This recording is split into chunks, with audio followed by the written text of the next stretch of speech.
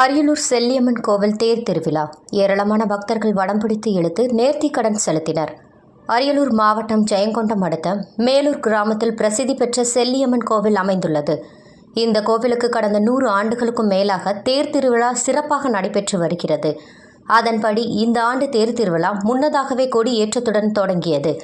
தினமும் செல்லி அம்மனுக்கு தேன், பால், தயிர், இளநீர், விபூதி, சந்தனம், குங்குமம் போன்ற 16 வகை திரவியங்களால் அபிஷேகம் செய்யப்பட்டு பின்பு பூ, செண்டு, மலர்கள் அலங்கரிக்கப்பட்டு செல்லியம்மன் வீதி உலா நடைபெற்றது.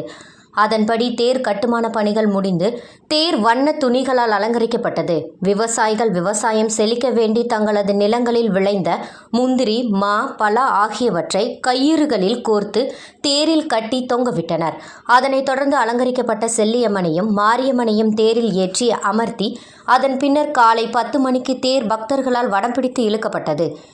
தேர் சன்னதியை அடைந்ததும் ஆண்கள் கோவிலை சுற்றி அங்க பிரதேசனமும், பெண்கள் நடை கும்பிடு போட்டு தங்களது நேர்த்தி கடன்களை செலுத்தினார்கள். இந்த திருவிழாவை முன்னிட்டு ஏராளமான பக்தர்கள் கலந்து கொண்டு செல்லியம்மனின் அருளாசி பெற்று சென்றனர். இதில் ஏராளமான போலீசார் பலத்த பாதுகாப்பு பணியில் ஈடுபட்டனர்.